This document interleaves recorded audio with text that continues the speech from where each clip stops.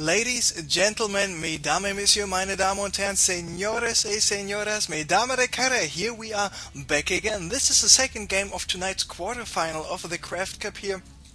We got Beastyqt from Team Empire, and he is playing against Kaz from Team Empire as well. So it is an all-Empire internal decision who will get to the semi-finals and who will most likely will be able to even get to the finals or even win the CraftCup tonight, win the $100 prize pool and win a slot in the King of the Month tournament, which is a 4-player tournament where people can win up to $250 or even $500. I'm not 100% sure about it though, so yeah, that's about it. Here in the top right we have Kaz having a building a first barracks. Of course, that's what you want to do. We see Beasty doing absolutely the same. Last game on Shakura's plateau, Kaz was able to play really smart, apply for some pressure, be a little bit more cost effective than Beasty, allowing himself to just go for the expansion,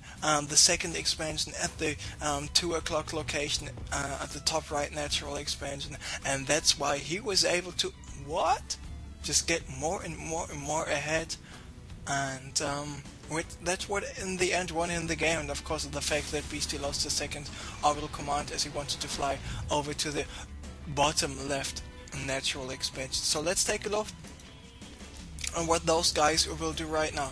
BC in the last game went for the very fast fast expansion. He was able to deny a Banshee, even though the Banshee was without cloak, but this follow-up attack by Kaz was just a little bit too powerful, and especially this wonderful Raven by Kaz with a nice nice point defense drone and auto turret deployment. There he was able to stay alive with the Raven, kill at least 3 units, and one of them being a Viking, being very cost effective there as well. So let's take a look what those two guys are up to. In the top right we have Kaz here spawning at the green Terran, and the bottom left there we have Beasty as the blue Terran.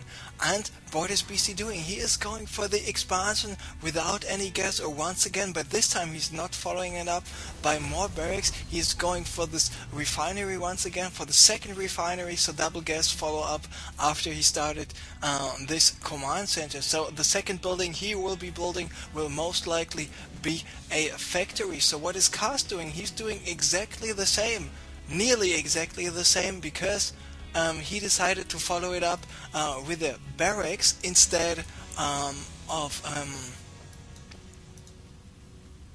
a factory, which will Beasty build right now. There we go. And he got his gas a little bit delayed. And one other interesting thing is that Beasty decided to go for his command center here at the 6 o'clock natural, and he's not going for the and Kaz was not building his command center right at his natural. He was only building it in his main base, not just building it right here. So he will lose some mining time because he needs to lift it up, fly it over here, land it, etc. But now for the moment he even decides to just build more SCVs. He's not even confident enough to lift it up and land it here in his natural expansion right away. So Beasty decides to go for the second factory right away. Maybe wants to play it a little bit more goodie style after going here with a Marine King opening, so to say. Kaz might be moving out with a couple of Marines. He's got 9 Marines. Does Beasty have a bunker? Yes, he does. So the only thing Kaz can do right now is slip through here to the right or slip through here to the left. But if he decides to go for the center, of course he will take a lot of damage. And he's even splitting up his Marines. Or is he just... No, he's not splitting up his Marines. There he's going for the attack. Beasty having this bunker there, having those other 2 Marines there as well. Of course he needs to make sure that he will stay out of range. And there Kaz is doing exactly what I was telling you. He's just moving around the bunker. Now this auto command is taking some damage. Beasty will be forced to lift it up.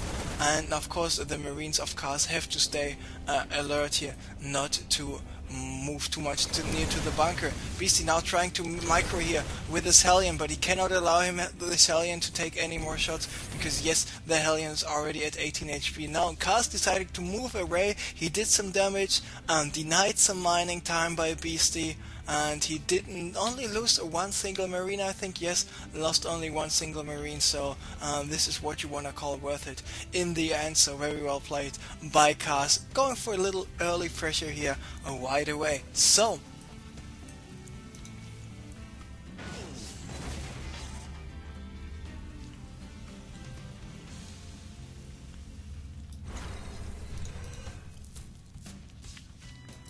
Beasty now got 5 Hellions. He got the blue flame finished. Let's take a look at the unit counting station. There we see Kaz having 1 siege tank and the rest is pure Marines. Now with those pure Marines, the blue flame Hellions will be able to deal quite some damage, but he needs to wait for his Marines to help out.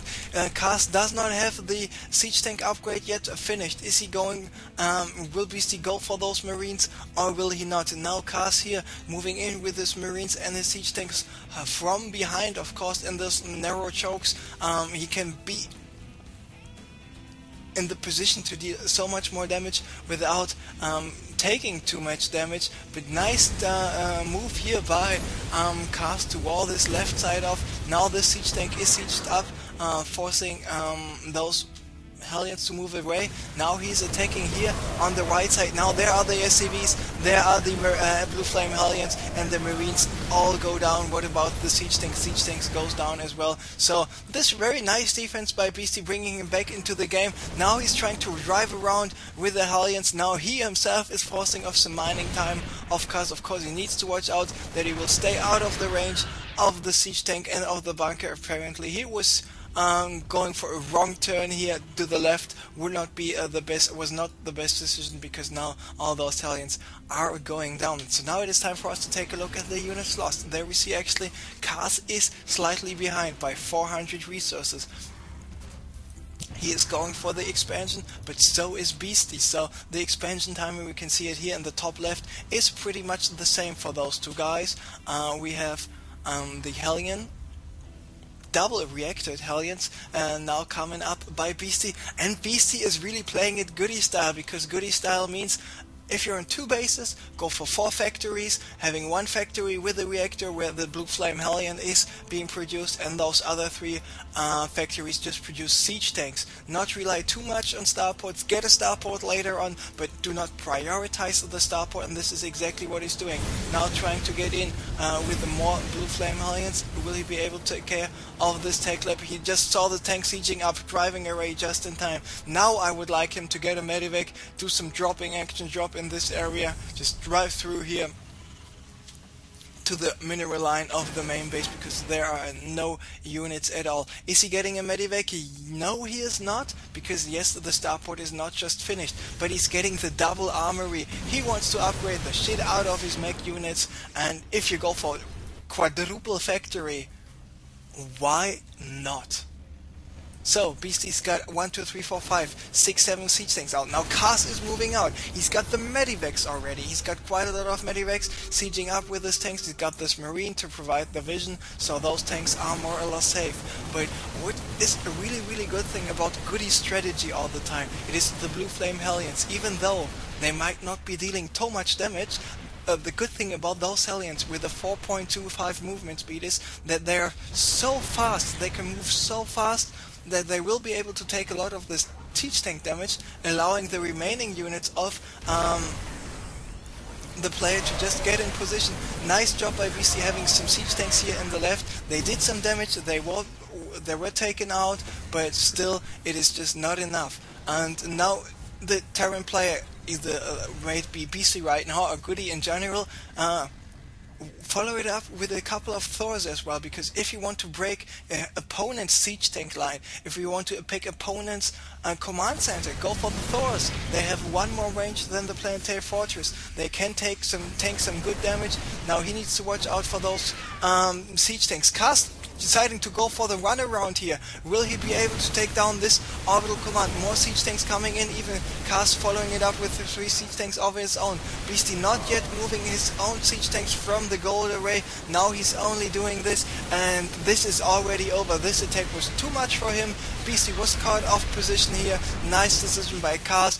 Fast and clean attack to move here on the left side, attack this command center right away, take it out, take the game. So congratulations, Cars, clear decisive victory here over Beastyqt, taking this series 2-0 and advancing to the semifinals.